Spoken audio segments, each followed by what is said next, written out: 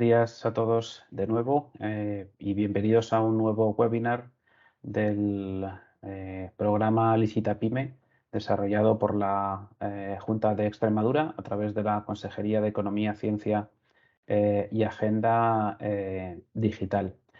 En la jornada de hoy tenemos un webinar, la primera parte de una miniserie de dos, este y el que desarrollaremos a continuación, en la que queremos dar cuenta de las actuaciones que un participante en una licitación tiene que hacer o puede hacer tanto en la situación de que se ha propuesto como adjudicatario, y hoy veremos esa situación y cuáles son las distintas fases, las distintas etapas que hay que recorrer para hablar finalmente de que hemos ganado el contrato. Y otro webinar, el próximo webinar, que versará de la situación opuesta, ¿no? Que hemos participado en una licitación, pero no hemos ganado el contrato y qué podemos hacer y en qué plazos, en qué tiempos tenemos que hacerlo. El webinar nuevamente corre a cargo de Ixios Digital Growth, la empresa seleccionada por la Junta de Extremadura para el desarrollo de esta edición del programa Licita Pyme, y en este caso seré yo, Miguel Ángel Bernal, acompañado de Sara González, la directora de operaciones de Ixios, quien lleve a cabo la sesión de hoy. Una sesión, un nuevo webinar que, insistimos, complementa, es una de las actividades complementarias del programa de asesoramiento personalizado e individualizado que estamos realizando con las empresas que se han inscrito, que os habéis inscrito en el programa a través de la web de la Junta de Extremadura, a través del programa desarrollado por Extremadura Empresarial. El programa sigue abierto, lo tenemos todavía en curso, estamos desarrollando sesiones de asesoramiento, ya llevamos computadas creo que en torno a 90-100 horas de asesoramiento con empresas como las que estáis en este webinar y seguimos desarrollándolo, lo haremos en lo que queda de año y a lo largo del primer trimestre del año que viene. Con lo cual, si hay alguien que no se ha inscrito ya, pues que sepa que todavía está a tiempo de hacerlo, y los que están participando en el programa de asesoramiento, pues ya saben que nos estamos poniendo en contacto con ellos a través de correo electrónico y a través de teléfono para concertar una o varias sesiones individualizadas en las que abordar la problemática que la participación en las licitaciones tiene cada empresa, ¿no? Desde la inscripción en el registro de licitadores, cómo cumplimentar un documento europeo único de contratación, la búsqueda de oportunidades de contratación en la plataforma de contratos del sector público, problemas con experiencias anteriores y cómo evitarlos en el futuro. En fin, son sesiones de asesoramiento individualizado, personalizado, las que estamos llevando a cabo y las que continuaremos desarrollando mientras dure esta edición del programa.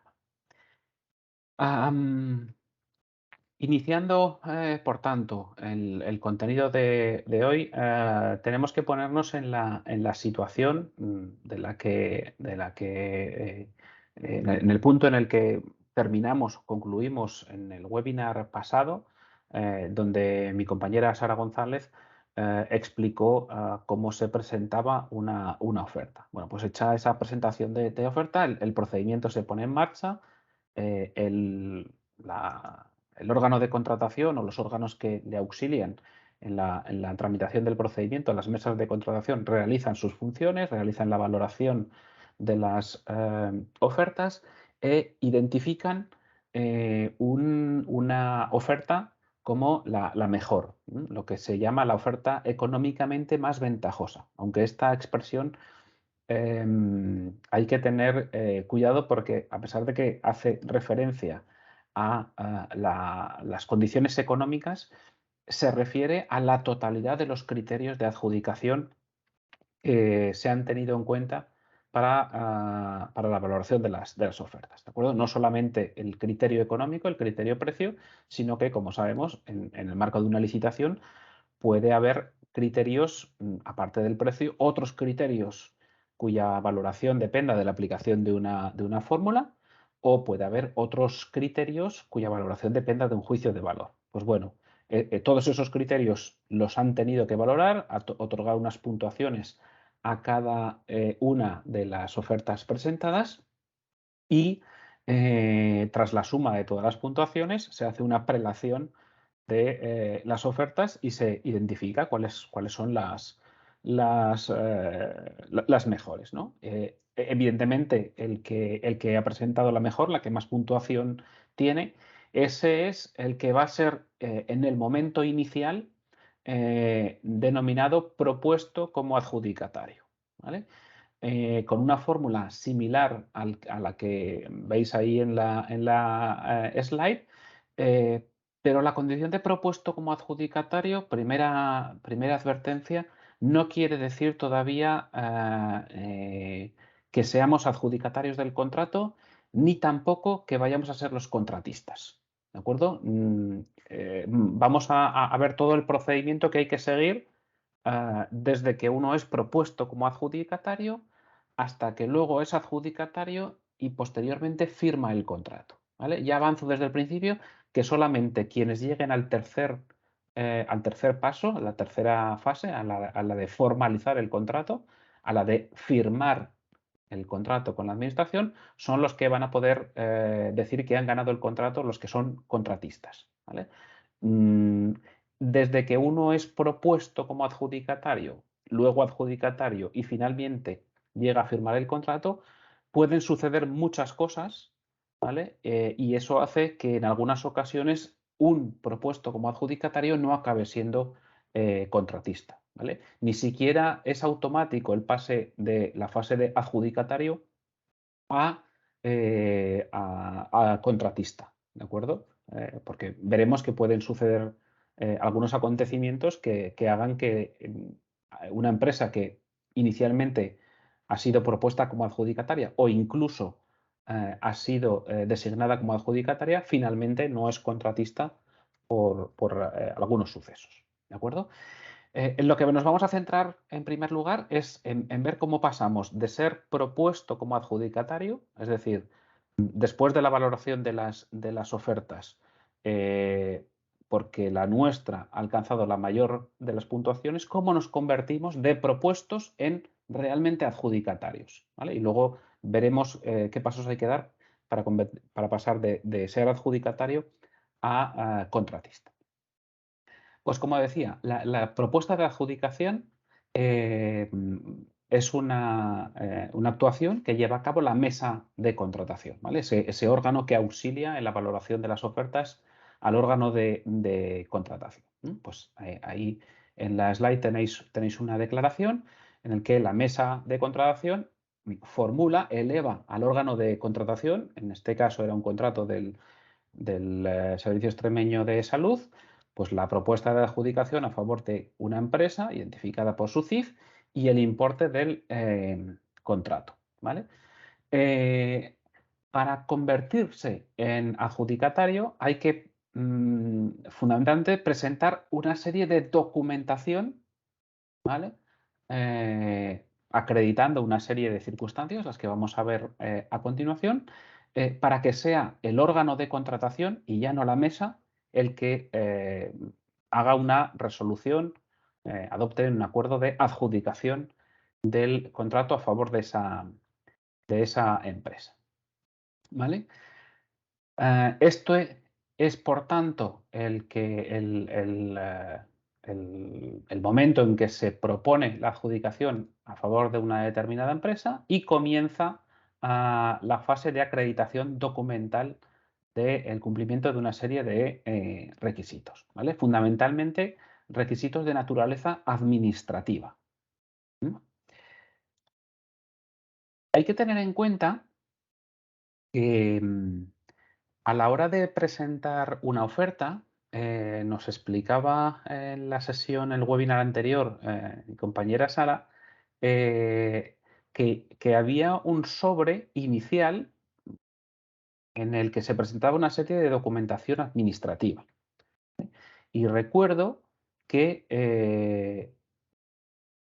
el sobre de documentación administrativa estaba integrado fundamentalmente por una serie de declaraciones responsables que podían tomar la forma o bien de documento europeo único de contratación, ese formulario normalizado a modo de cuestionario en el que vamos rellenando las respuestas, o bien una declaración responsable elaborada por el órgano de contratación y que normalmente está como anexo a los pliegos, que no son otra cosa, ambos documentos son declaraciones responsables de que quien las presenta cumple con los requisitos exigidos para participar en la licitación. ¿Vale? Y cumple con los requisitos establecidos fundamentalmente referidos a capacidad, representación, disposición de la solvencia económica y técnica que nos han exigido como requisitos mínimos y de que no estamos en prohibición de contratar. ¿Vale? Si os fijáis, esto tiene sentido y está en el expediente en el momento en que presentamos la oferta. En ese momento, lo único que se nos va a pedir normalmente es que declaremos responsablemente que cumplimos los requisitos, pero no que acreditemos el cumplimiento de esos requisitos. ¿Vale? La acreditación del cumplimiento de esos requisitos previos es lo que va a hacer, se va a solicitar única y exclusivamente al propuesto como adjudicatario. ¿Vale? Esto fue una medida de simplificación que se estableció en la Ley de Contratos del Sector Público, porque en el pasado, si alguno de vosotros tiene una trayectoria amplia en licitaciones, se acordará de que antes, ya en el sobre de documentación administrativa, en el momento de presentar la oferta, ya tenías que presentar todos los justificantes de cumplimiento de los requisitos administrativos. ¿Vale? Ahora únicamente se va a pedir que lo justifique una empresa, la propuesta como adjudicataria. Y el resto, para participar, simplemente con que declaren responsablemente que cumplen esos requisitos, pues ya es suficiente, ¿no? Eso rebaja un poquito la carga burocrática que tienen las empresas asociada a la participación en la licitación, ¿no? No tienen que presentar tanta documentación administrativa, sino que solamente la presentarán si son adjudicatarios. Si no son adjudicatarios, pues no habrá que presentarlo. ¿De acuerdo? Pues bueno, contamos con esta documentación administrativa, estas declaraciones responsables en el expediente. Los pliegos, aquí tenemos un ejemplo, suelen incluir una cláusula después de los criterios de adjudicación en la que van explicando qué documentación habrá de presentar el propuesto como adjudicatario. ¿Vale?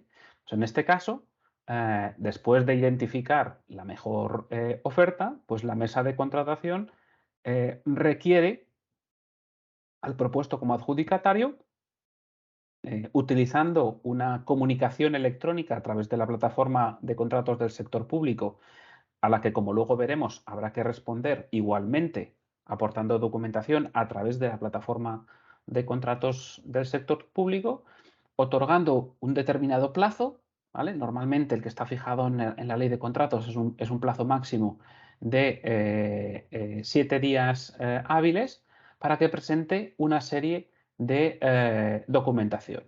¿Vale? ¿Qué documentación? Pues el primer documento que se suele pedir es la acreditación de la capacidad o de la representación de la empresa. La capacidad de la empresa para ejecutar el contrato. Y esto, ¿dónde se suele verificar? Pues como es una circunstancia que normalmente que está incluida en el certificado del registro de licitadores, con presentar el certificado del registro de licitadores es suficiente. ¿vale?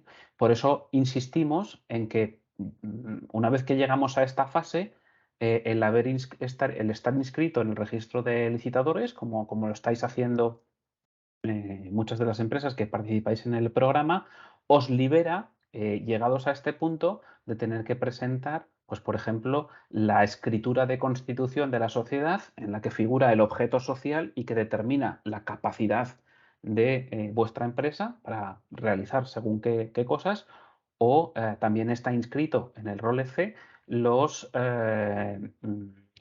poderes que tiene vuestro administrador para actuar en nombre y por cuenta de la empresa. ¿De acuerdo? Eh, de manera que presentando el certificado del registro de licitadores en el que ya consta esas circunstancias y otras que pueden estar también incluidas en el certificado del registro, ya se podrían dar por acreditados esas dos circunstancias, ¿no? La capacidad y la representación. Las empresas que no estén inscritas en el registro de licitadores, eh, mm, que sepamos que tendríamos que presentar en esta fase la escritura original inscrita, la escritura de constitución de la empresa, donde figura el objeto social de la empresa, debidamente inscrita en el registro mercantil, y el poder de representación concedido al órgano de administración, al administrador. ¿Vale? Esto es lo que tendríamos que presentar en esta fase respecto de estos dos elementos, ¿no? Capacidad de las empresas y representación. Recordar que en algunos procedimientos el estar inscrito o haber solicitado la inscripción en el registro de licitadores es obligatorio, ¿vale? Es el caso de los procedimientos abiertos simplificados. ¿Por qué? Porque es obligatorio. Ahora creo que se entiende mejor, para poder acelerar, para poder simplificar la comprobación del requisito de capacidad y de representación de las empresas en esta fase, ¿no? Cuando una empresa es identificada como propuesta como adjudicataria para un contrato. ¿De acuerdo? A estos aspectos, como antes decía, los que acreditan la capacidad, la personalidad del empresario y la representación del órgano de administración que dirige las actividades de la empresa. ¿De acuerdo? Estas son, bueno, son cláusulas tipo que las vais a encontrar en muchos pliegos y que, por tanto, no nos tienen que extrañar. Lo más fácil en relación con el cumplimiento de estos requisitos, como venimos diciendo, es inscribirse en el registro de licitadores y presentar para acreditar estos extremos el certificado de inscripción en el registro. Y con eso, mientras no cambien las circunstancias, sería válido, ¿vale? Obviamente, si hay una modificación de nuestro objeto social, del objeto social de la empresa, tendremos que, después de modificar la escritura de constitución, inscribirla en el registro mercantil, tendremos que actualizar ese dato en el registro de licitadores, ¿no? Y nos darán un nuevo certificado en el que constará el objeto social cambiado de la empresa. ¿De acuerdo? Bueno, capacidad y representación. Otra de las circunstancias que deben acreditarse por el propuesto como adjudicatario es el cumplimiento de los requisitos de solvencia, tanto económico y financiera como técnica y profesional, ¿vale? Sobre estos ya hablamos.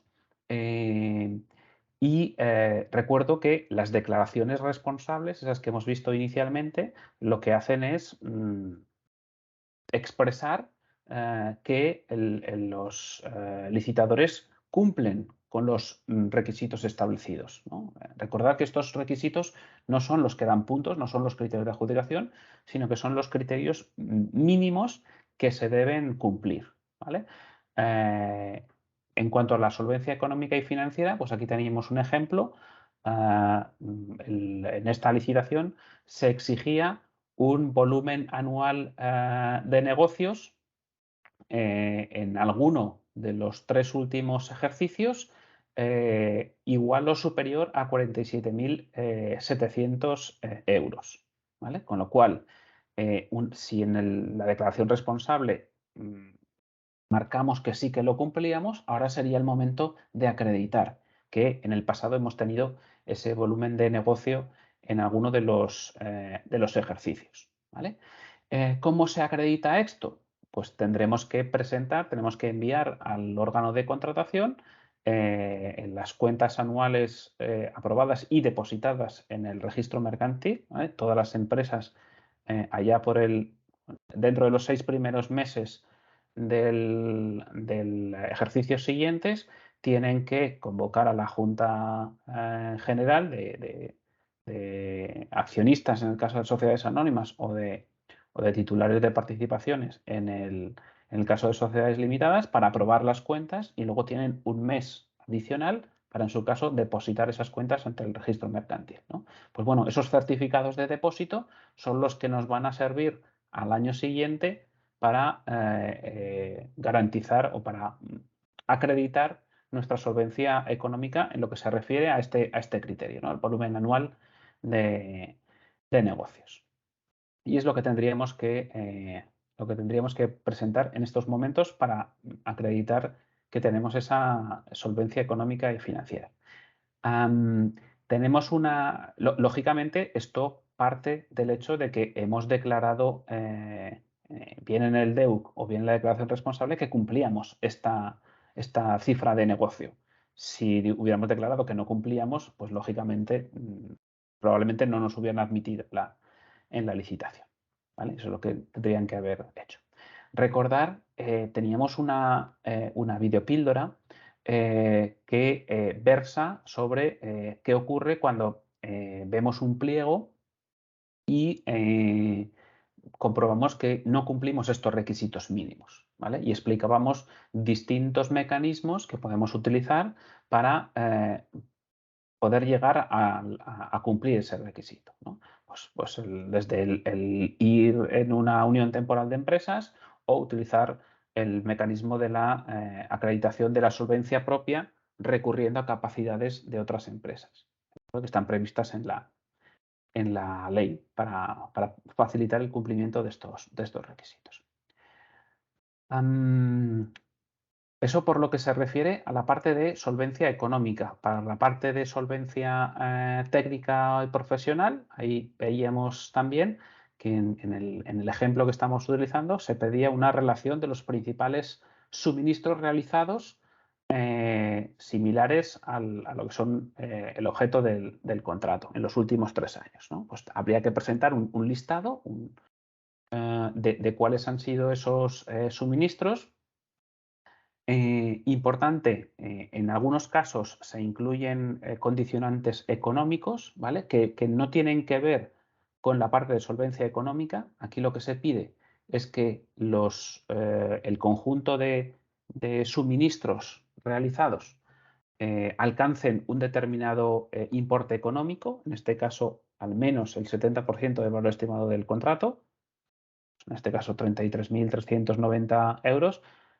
Hay que acreditar haber realizado suministros del mismo tipo que es el objeto del contrato por ese importe, 33.390, que es un concepto distinto del volumen anual de negocios, ¿vale? En una empresa, el volumen de negocios comprende todas las operaciones, ¿vale? Suministros de todos los tipos, prestación de servicios, o en su caso, si hay alguna que se dedica a la parte de obras u otros negocios, pues igual. La solvencia económica va referida a toda la actividad de la empresa, mientras que la solvencia técnica, como vemos en este caso, solamente computa a efectos de llegar a esa cuantía máxima los suministros del mismo tipo a aquel que es objeto del contrato, ¿vale? ¿Es suficiente con hacer una lista, una relación de esos suministros? No. Lo ordinario es que nos pidan que esos suministros se hayan ejecutado correctamente, ¿vale? Y para acreditar esa circunstancia, lo que nos suelen pedir son los llamados certificados de buena ejecución. Certificados de buena ejecución expedidos por el cliente final. Es decir, si nosotros le hemos realizado un suministro de los que vamos a incluir en nuestra lista a otra administración pública diferente a la que nos está comprando, pues deberemos solicitarle a esa administración para la cual hicimos un trabajo en el pasado que nos certifique la correcta ejecución del suministro anterior para poder nosotros acreditarlo en este momento, en este nuevo contrato. ¿Vale? Lo mismo si en lugar de clientes públicos son clientes privados, ¿vale? A los que hemos realizado esos suministros similares a los que son objeto de este contrato. ¿Vale? Como buena práctica, yo lo que recomiendo es que finalizada la ejecución de un contrato público o privado, ¿vale? Pero especialmente los contratos públicos, solicitéis al órgano de contratación la emisión de ese certificado de buena ejecución. ¿Vale? Porque si recordáis, esta documentación de la que estamos hablando hay que presentarla en un plazo máximo de 7 días desde que nos hacen el requerimiento. ¿Vale?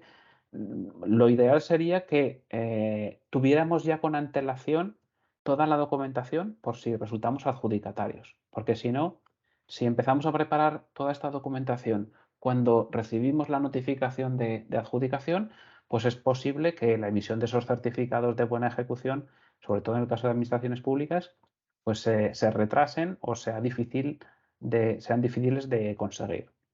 Con lo cual, como buena práctica, finalizado un contrato, pedir y conseguir el certificado de buena ejecución y guardarlo, ¿vale? Para utilizarlo en el futuro cuando nos pidan acreditar esta solvencia técnica, ¿no?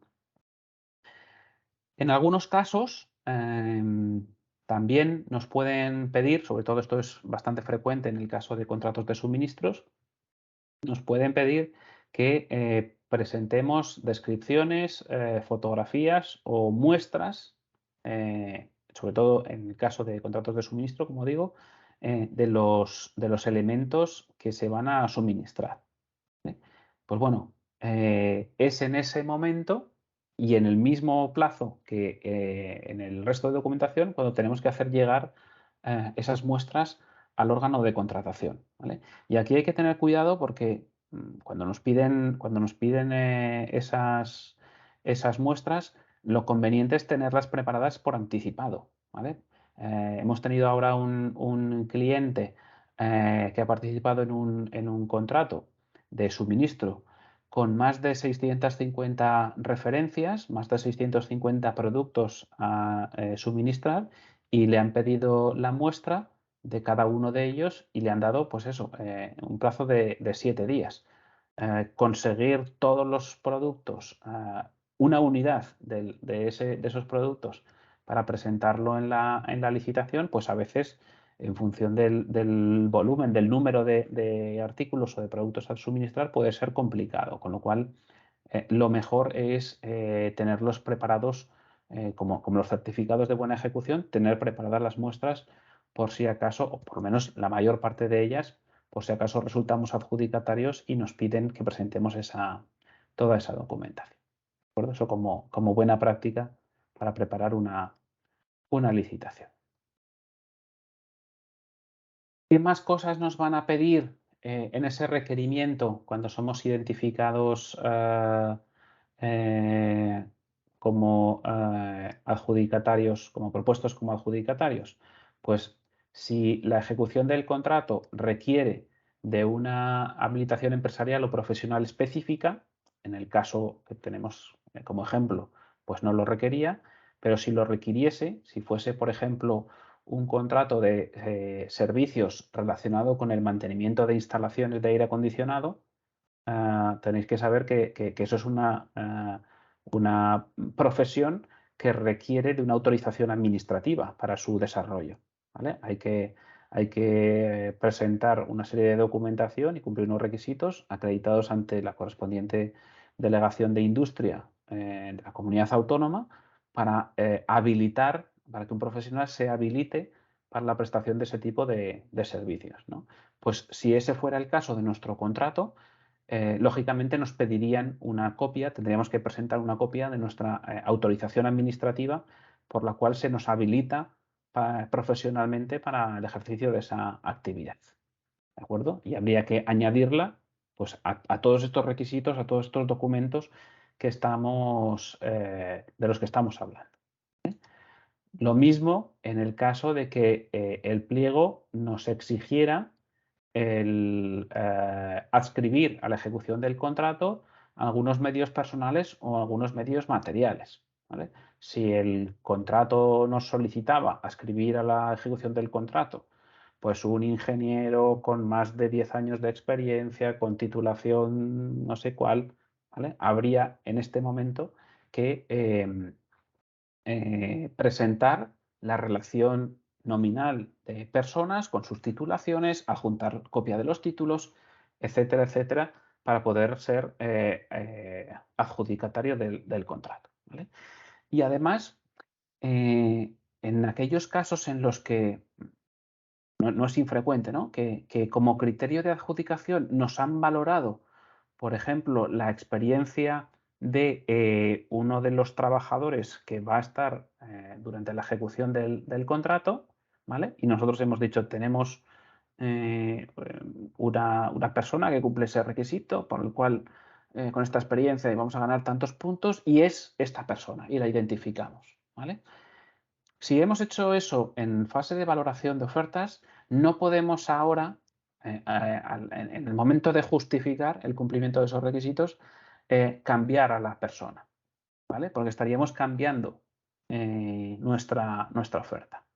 Eso hay que tener en cuenta, hay que tenerlo en cuenta porque a veces hemos encontrado empresas que ofrecen en una fase anterior, en la fase de valoración, ofrecen contar con mucho personal, de unas características estupendas y excepcionales, obtienen los puntos por ello, pero luego en fase de acreditación de la disponibilidad de esos recursos, pues resulta que no pueden hacerlo, ¿vale? O que pretenden cambiarlos y poner otros. Normalmente con unos méritos, con unas capacidades inferiores, ¿vale?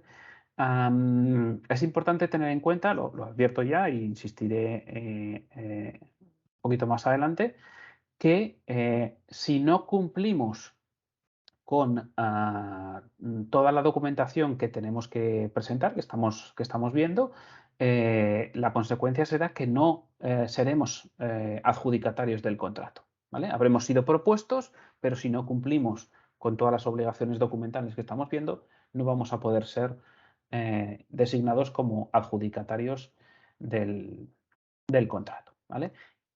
Tampoco podemos, obviamente, cambiar los términos de nuestra oferta en este momento. ¿Vale? La oferta ya se cerró, ya se valoró y lo único que tenemos que hacer ahora es presentar la documentación justificativa de los términos de nuestra oferta. No cambiar en modo alguno, no sería admisible cambiar la oferta en esta fase. Importante, también hemos tenido algún problema en el pasado. En esta fase también nos van a pedir que constituyamos la garantía definitiva que se exige en la mayor parte de los contratos del sector público. ¿Vale? Para que la entidad contratante tenga asegurada la correcta ejecución del contrato, lo que dice la ley de contratos es que de ordinario se va a solicitar una garantía definitiva por importe equivalente al 5% del precio final del contrato, sin contar los impuestos. ¿Vale? Una garantía que va a retener en la entidad contratante y que nos van a devolver si finalizado el contrato pues no hay ninguna responsabilidad que satisfacer. Si todo ha sido correcto, pues nos devolverán la garantía. ¿Vale? ¿Qué es lo que tenemos que incluir en este momento, en ese requerimiento que nos hace la entidad contratante cuando somos propuestos como adjudicatarios? Pues la garantía definitiva se puede constituir de varias maneras. ¿Vale? Se acepta la constitución en efectivo, es decir, haciendo un ingreso de ese importe equivalente al 5% del precio final en la caja de la administración correspondiente, ¿vale? En el lugar que nos indiquen ellos. Si lo vamos a hacer así, hay que solicitarles un número de cuenta. Ahora normalmente ya no hay cajas en las administraciones, ¿no? En los ayuntamientos, en la comunidad autónoma, sino que tienen una cuenta bancaria en una entidad de crédito, ¿no? Pues hay que solicitarles el número de cuenta para hacerles allí el depósito. Se puede hacer también transfiriendo o depositando entre ellos valores de deuda pública. No es un medio muy frecuente de constitución de las garantías. El más habitual es el que viene a continuación, ¿no? El aval.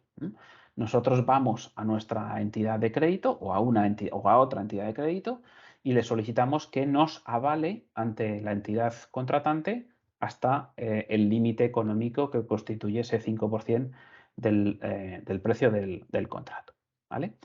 Lógicamente eso es un servicio financiero y conlleva un coste. A nosotros nos va a costar una cantidad económica mantener ese aval por esa cuantía durante todo el plazo de ejecución del contrato y el posterior de garantía que se haya establecido. ¿Vale? Y ese documento, ese original, es el que tenemos que trasladar en este momento a la entidad contratante. La entidad contratante toma nota de la existencia de ese aval y lo devolverá, como digo, al finalizar el contrato cuando no haya responsabilidades que satisfacer y el contrato se haya ejecutado correctamente. Si hubiera algún problema durante la ejecución del contrato, la administración contratante pues, nos va a decir que nos va a ofrecer la posibilidad de que paguemos, de que reparemos ese problema, advirtiéndonos de que si no lo hacemos voluntariamente, pues nos incautará el aval y se satisfará las responsabilidades correspondientes con cargo a ese aval. ¿Vale? Será nuestra entidad de crédito la que pague por nosotros y luego ya se ocupará la entidad de crédito de ajustarnos a nosotros pues la prestación. ¿Vale? En el fondo, ese aval lo que hace es que una entidad de crédito responda por nosotros. Un tercero responde por la correcta ejecución del contrato que hagamos nosotros. ¿Vale? También se puede constituir la garantía contratando un seguro de caución, que es otro producto financiero. Y últimamente, aunque no es una modalidad que esté muy extendida, porque tiene alguna pequeña dificultad de gestión dentro de las administraciones públicas, es la constitución de la garantía mediante retención en el precio, ¿vale? Que es una modalidad muy similar en cuanto al final que tiene a la constitución en efectivo, ¿vale? ¿En qué consiste esta retención en el precio? En que si, por ejemplo, tenemos un contrato de una duración de un año en el que hay previstos pagos periódicos de carácter mensual, ¿vale? Si tenemos que presentar una garantía del 5% del precio final ofertado, lo que hace la administración es retener del primer pago o de los siguientes, si no es suficiente, retener del primer pago que nos corresponda ese importe correspondiente al 5% del precio final ofertado. ¿Vale? Eso es la retención en el precio. En la primera factura que nos tienen que abonar, pues le retienen, le inmovilizan esa cuantía. ¿Vale? Al final es como si lo hubiéramos presentado nosotros en efectivo, solo que no tenemos que adelantar el dinero. ¿Vale? Una cosa importante, la opción de si la garantía definitiva se constituye en efectivo o con retención del precio o mediante valor deuda pública o con un aval o un seguro de caución es del propio contratista. ¿Vale? Es él el que decide en función de su situación y necesidades y posibilidades financieras optar por una u otra vía. ¿Vale? lógicamente, porque hay algunas, el aval o el seguro de caución, que cuestan dinero a las empresas, ¿vale?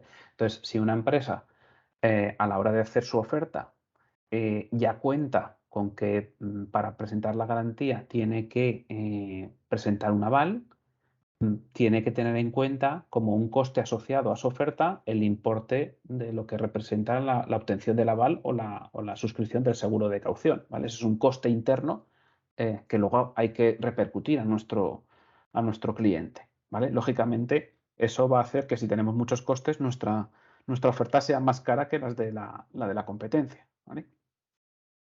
Entonces hay que hacer también esa simulación económica para presentar nuestra oferta. También nos van a pedir en este momento que acreditemos una serie de ausencia de prohibiciones de contratar, ¿vale? Si recordáis, se hacen declaraciones genéricas. Yo no estoy, yo no estoy incurso en prohibiciones de contratar, pero recordar que una de las prohibiciones de contratar se refiere a no estar al corriente del pago de deudas de carácter tributario o con la seguridad social, ¿vale? Entonces, en esta fase hay que obtener certificados de la agencia tributaria o de la Tesorería General de la Seguridad Social diciendo que la empresa no tiene deudas con esos organismos, ¿vale? Ahora os voy a enseñar cómo se obtienen esos certificados, pero en algunas licitaciones lo que piden, en lugar de que sea el licitador el que presente esos certificados, lo que piden es autorización para poder dirigirse directamente la entidad contratante a la agencia tributaria o a la Tesorería General de la Seguridad Social a comprobarlo directamente, ¿vale? Esa sería otra opción. O presentamos nosotros la documentación o le decimos, oye, ayuntamiento o departamento X de la Junta, ir directamente a la Junta, a la agencia tributaria y a la Seguridad Social y le pedís vosotros el certificado. Si optamos por presentarlo nosotros directamente para obtener esos certificados, pues en el caso de la Seguridad Social, vamos a la sede electrónica de la Seguridad Social, ¿vale? Y en el apartado de empresas tenemos un subapartado de informes y certificados que, como vamos a ver, ya está preparado y hay una opción porque hay un formato y un modelo muy concreto para los casos de certificados de estados corrientes de las obligaciones de seguridad social para los casos de contratos con el sector público, ¿vale? Entonces, desde la web desde la sede electrónica de la Seguridad Social, una vez que hemos identificado el trámite, accedemos a la sede electrónica a través de de algún sistema de identificación, normalmente pues a través de un certificado de identificación y firma digital, o bien a través de alguno de los sistemas que ofrece Clave, ¿vale? Una vez identificados, nos van a decir datos de identificación, nos vienen precargados por defecto y nos van a decir qué tipo de certificado quiere. Uno genérico, uno para licitaciones con el sector público. Este es el que tenemos que marcar, ¿vale? Y dándole a continuar se obtiene el certificado, ¿vale? Un certificado que tiene una forma como esta. Este es el documento, será un PDF firmado electrónicamente por el subdirector general de afiliaciones y cotizaciones de la Seguridad Social, en el que lo importante es esto que aparece aquí. La mención a que la empresa no tiene incidencias asociadas. Esto es lo que significa estar al corriente de obligaciones en la seguridad social, este documento, ¿vale? Obtenerlo, ya habéis visto que cuesta desde la web de la Seguridad Social menos de un minuto y se obtiene de manera gratuita, ¿vale? No hay que pagar nada por obtener el certificado.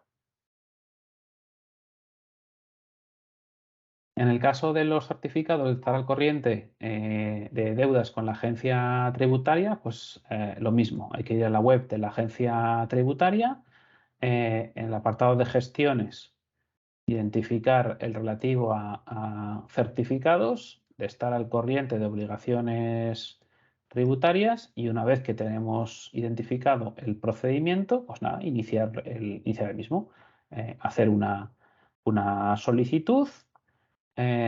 Igual que sucedía en el caso de la seguridad social, nos van a pedir que nos identifiquemos, normalmente a través de un certificado de identificación y firma electrónica, y una vez identificados, pues nos van a pedir que seleccionemos si actuamos en nombre propio o en representación de terceros, ¿vale? Y el tipo de certificado que queremos que nos emita, ¿vale? Y como veis, también hay una opción que es la que tenemos que seleccionar, certificado de estar al corriente de pago de deudas tributarias para contratar con el sector público. Se confirma la solicitud del certificado.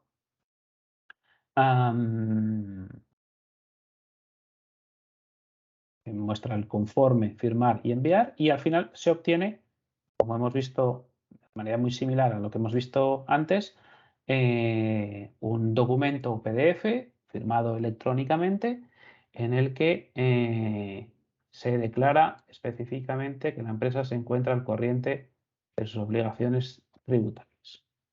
¿Vale? Si tuviéramos un certificado que no dice esto, pues lógicamente estaríamos en la mayor parte de las ocasiones inhabilitados para contratar con el sector público. Incurriríamos en una prohibición de contratar y por tanto no nos podrían adjudicar el contrato aun cuando nuestra oferta fuera la mejor, ¿vale? Porque nos faltaría el cumplimiento de este requisito.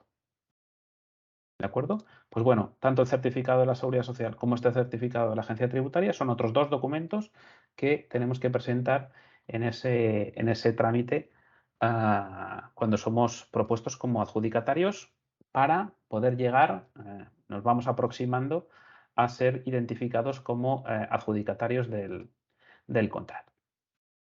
Tenemos también algunos requerimientos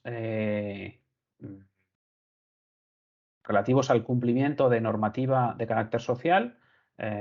Por una parte, el texto refundido de la Ley General de Derechos de las Personas con Discapacidad y su inclusión social, que recuerdo en empresas de más de 50 trabajadores tiene que haber una reserva de al menos el 2% de la plantilla para personas con discapacidad. O bien la adopción de medidas alternativas, según prevé esa propia norma, pues tenemos que justificar que tenemos en plantilla ese porcentaje de personas con discapacidad o la adopción de esas medidas alternativas que prevé la propia normativa. Lo mismo en el caso de esas mismas empresas de más de 50 trabajadores que tienen obligación de contar con un plan de igualdad. Pues nos van a pedir en esta fase que aportemos el plan de igualdad o aportemos justificación del cumplimiento de esa normativa. Nos pueden pedir también que designemos un interlocutor, un responsable de la ejecución del contrato por parte de la empresa, para que se relacione con el responsable del contrato que designe la propia administración. Esto es un trámite, simplemente identificar la persona dentro de la empresa con la que tiene que contactar a efectos de organizar y de controlar la ejecución del contrato. ¿Vale? Y si el contrato se financia con fondos del Plan de Recuperación, Transformación y Resiliencia, recuerdo lo que vimos en el webinar número 2, donde analizamos el impacto que tenía para las empresas el hecho de que los contratos a los que se concurriese fueran financiados con fondos del Plan de Recuperación, Transformación y Resiliencia, porque se debe aportar una serie de declaraciones extra, declaraciones adicionales a toda esta documentación que estamos viendo. ¿De acuerdo? Con lo cual, pues bueno, tendríamos que presentar esas declaraciones o esas autorizaciones adicionales que marca la normativa de gestión de los fondos del Plan de Recuperación, Transformación y Resiliencia. ¿Vale? Pues bueno, con toda esta documentación tendríamos que hacérsela llegar, ahora veremos cómo, a través de la plataforma de contratos del sector público, al órgano de contratación que nos la ha remitido. ¿Vale? Puede suceder que en alguno de los documentos que hemos visto que tenemos que presentar, pues hay algún error.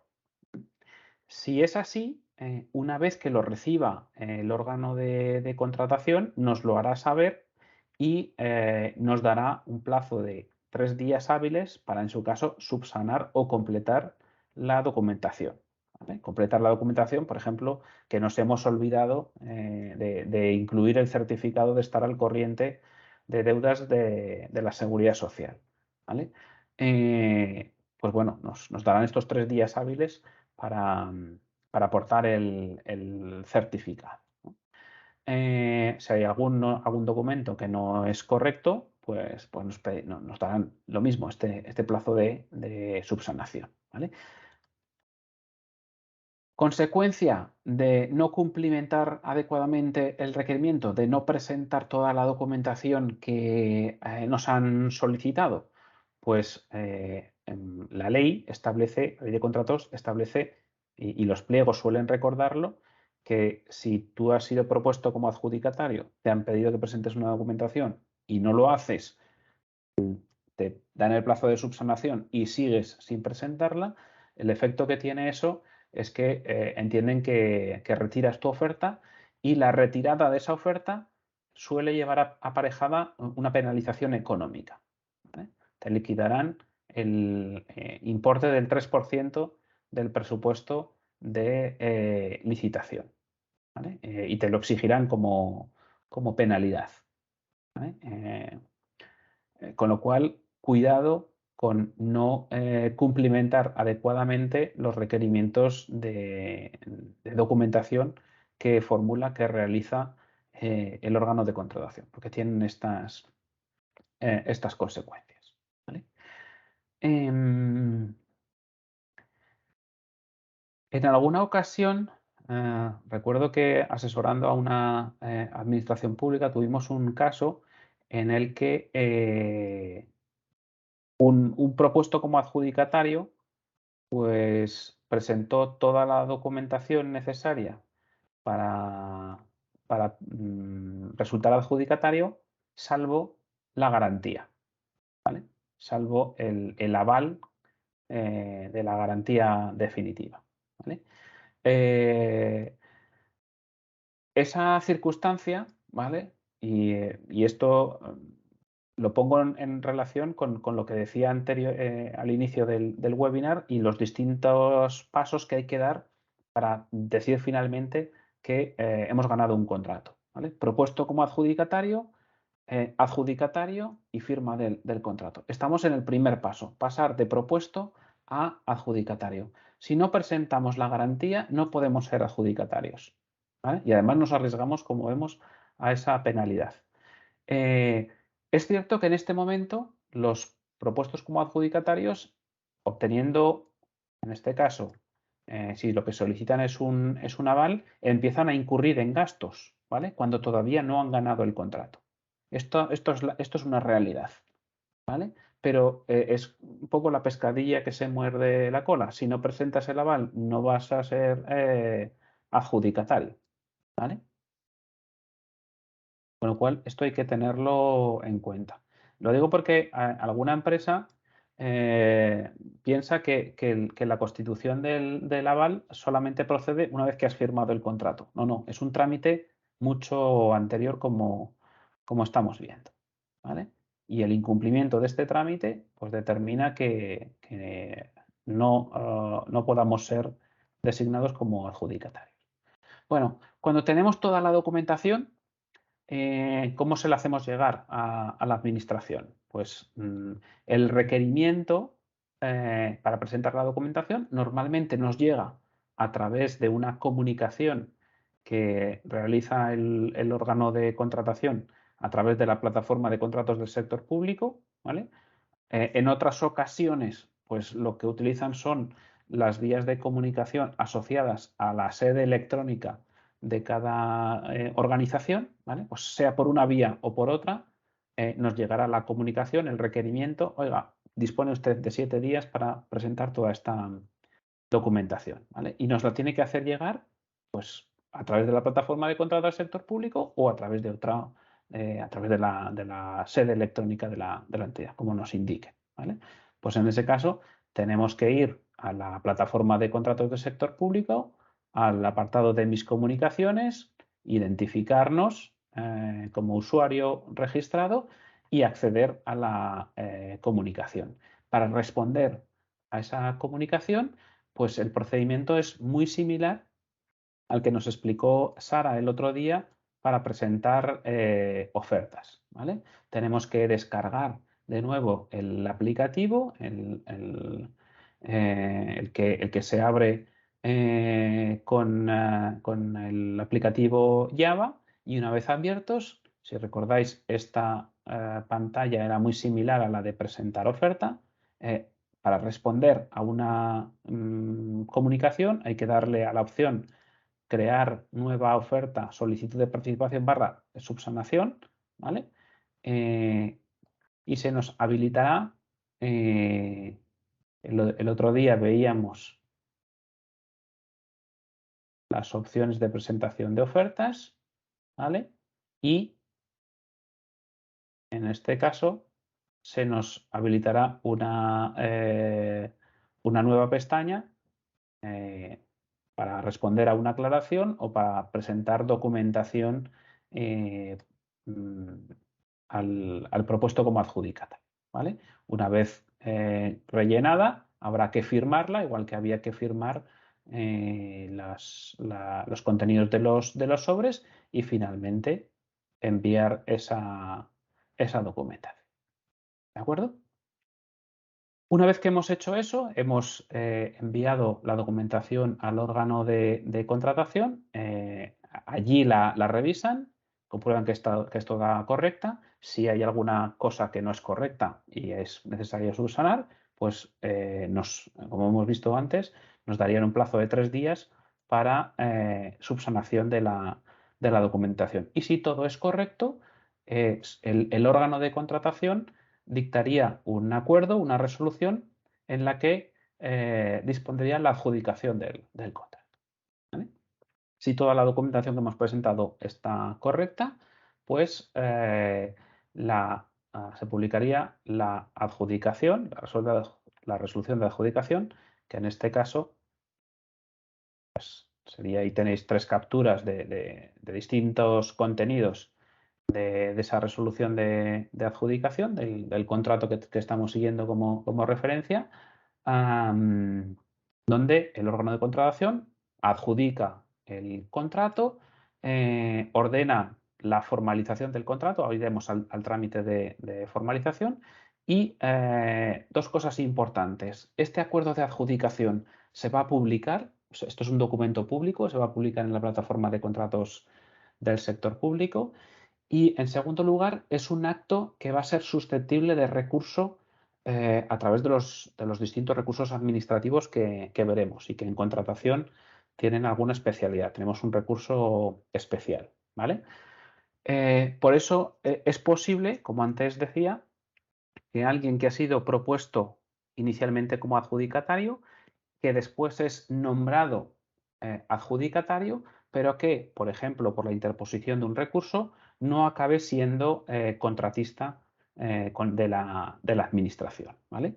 Porque contra la adjudicación del contrato, contra este documento, los licitadores que no han ganado podrían interponer un recurso, ¿vale?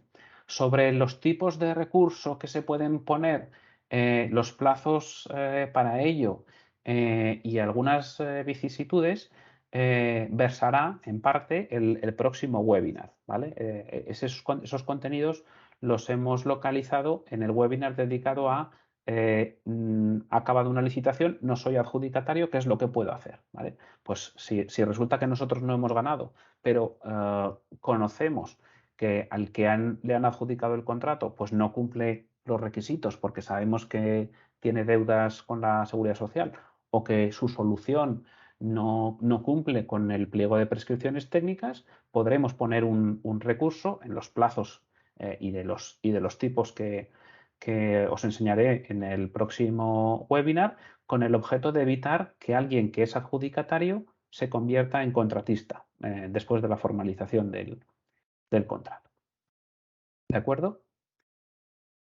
Somos adjudicatarios, en este caso, todavía no podemos decir que hemos ganado el contrato. ¿Vale? Podremos decir que hemos ganado el contrato cuando se cumpla el último trámite, que es el de la formalización del contrato. ¿Vale? ¿Cuándo voy a poder decir que he ganado el contrato?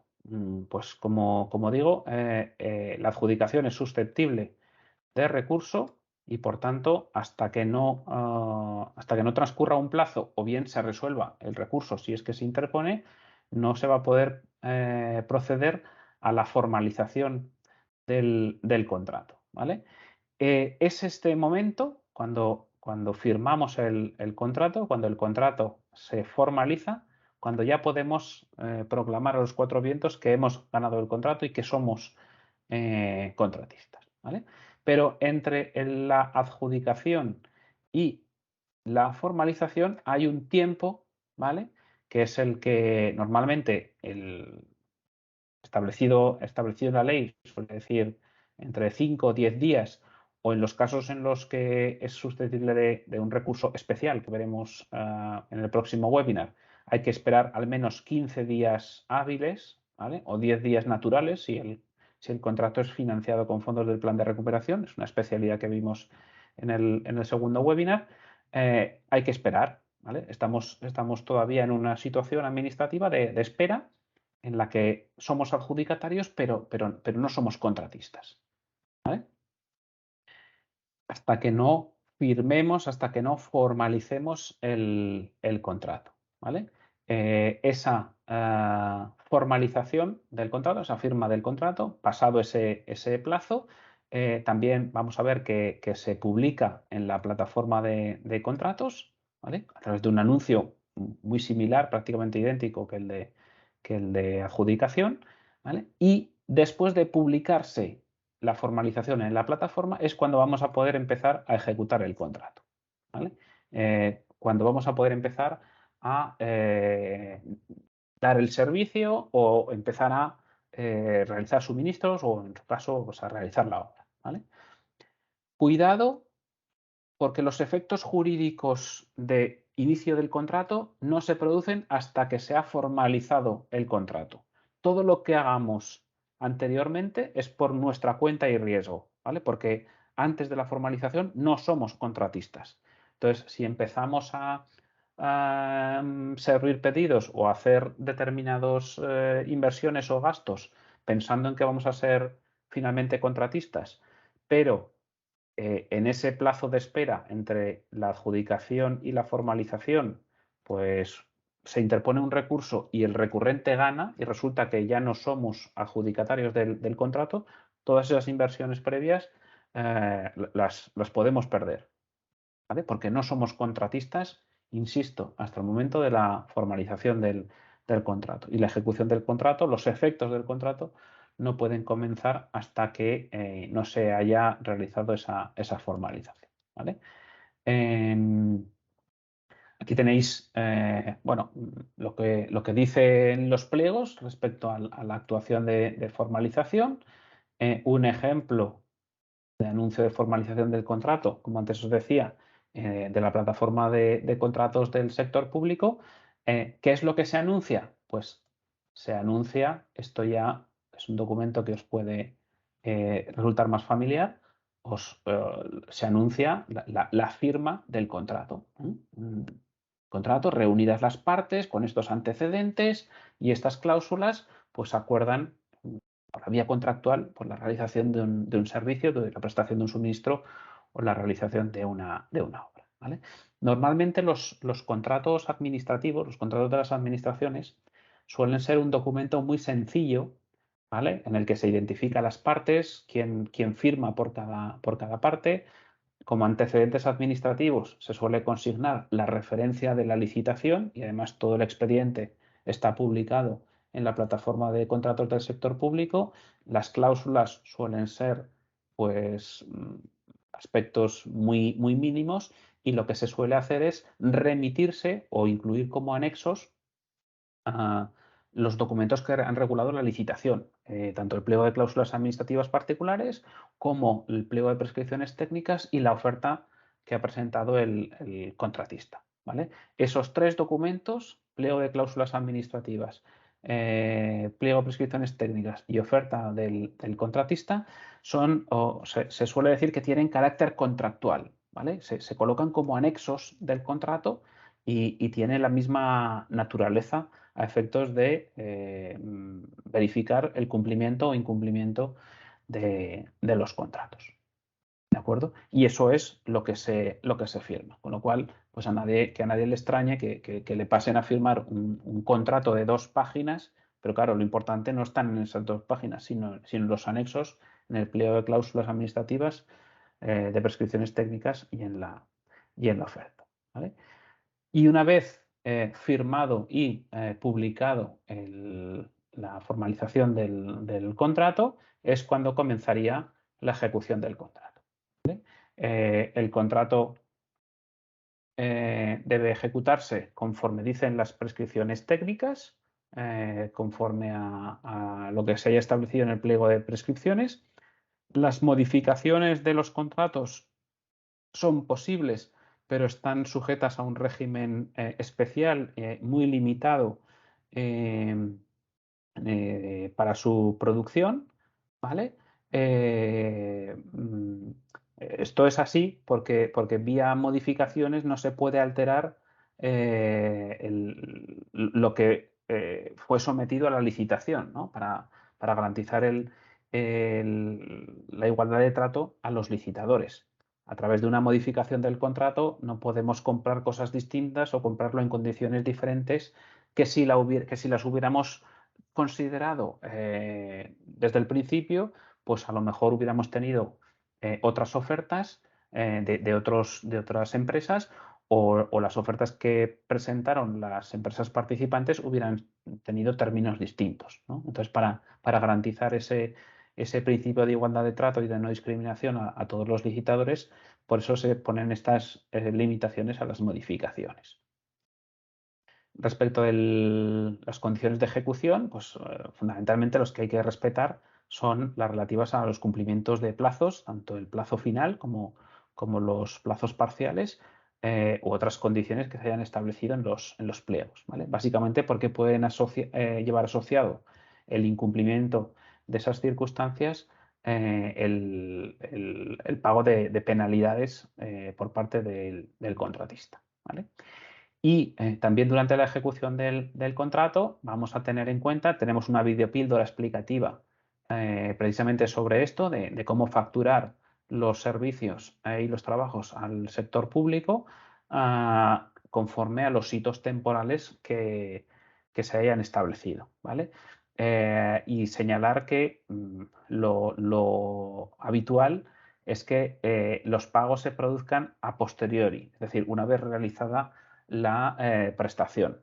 Lo digo porque nos llegan algunas consultas, en algunos casos, preguntándonos de si la administración paga el importe del contrato y luego hay que ejecutarlo o hay que hacerlo a la inversa. No, hay que cumplir con la prestación y normalmente la administración paga cuando ha comprobado que se ha realizado correctamente el objeto del contrato.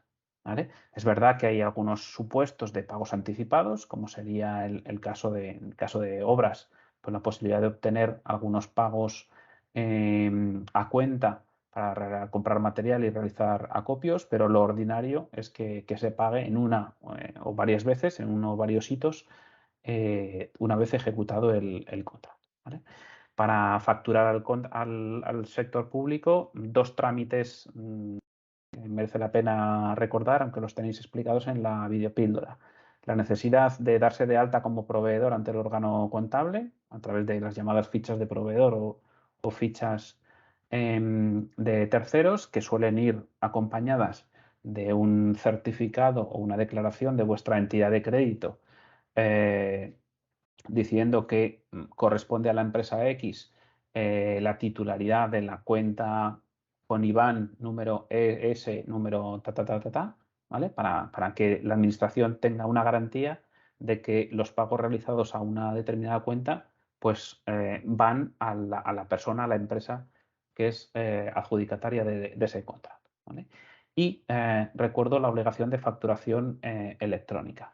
Las administraciones suelen exigir, de hecho por encima de los 5.000 euros es obligatorio por ley, y por debajo, cuando así nos lo pida la propia administración, que les remitamos en un determinado formato, pero siempre por vía electrónica, la factura por los trabajos prestados, ¿no? Entonces, el envío de esas facturas se hace a través de la plataforma FACE, facturación electrónica, y es muy sencillo. Tenéis explicado el proceso en esa videopíldora. ¿De acuerdo? Y con eso, pues llegaríamos al fin del webinar de hoy. Ahora abrimos un espacio para preguntas, pero es importante que vierais, sobre todo los que no tenéis experiencia en contratación con la administración, que para llegar a ser contratista no es suficiente con presentar la mejor oferta, sino que luego hay que realizar una serie de trámites de acreditación, de presentación de documentación, para finalmente ser adjudicatario y posteriormente poder firmar el contrato y convertirnos así en contratistas de la administración, ¿de acuerdo? Y poder iniciar la ejecución del contrato.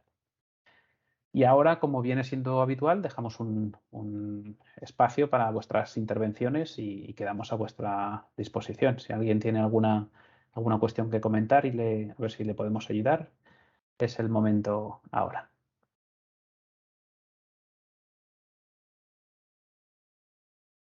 Os recuerdo que para intervenir, pues basta con que abráis vuestro micro o levantéis la mano y os damos paso, o si no, podéis formular las cuestiones en el chat y las atendemos. Mientras lo pensáis, os recuerdo igualmente que estos webinars se están grabando y que posteriormente se ponen a vuestra disposición para que podáis consultarlos en cualquier momento a través de la página de YouTube de Extremadura Empresarial, donde allí tenéis ya los webinars que hemos realizado con anterioridad y también las videopíldoras que hemos ido publicando.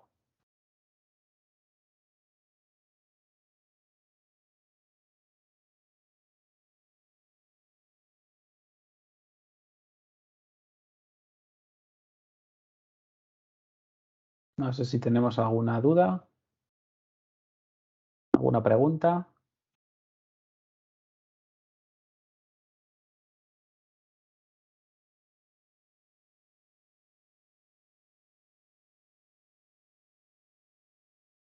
Bueno, pues si no hay ninguna pregunta o alguna duda, sin perjuicio de que se puedan volver a explicar o a exponer en las sesiones de asesoramiento individualizado que tendremos con vuestras empresas, pues lo dejaríamos aquí. Os daría nuevamente las gracias por atender este webinar y haber participado en el mismo, y quedamos emplazados para el próximo webinar, en el que explicaremos, lo comentaba al inicio, dando continuidad a este que hemos tenido hoy, a la situación de que hemos participado en una licitación, pero no hemos sido adjudicatarios, qué es lo que podemos hacer o qué es lo que tenemos que hacer, algunas buenas prácticas para mejorar para futuras licitaciones que tendremos, que desarrollaremos próximamente.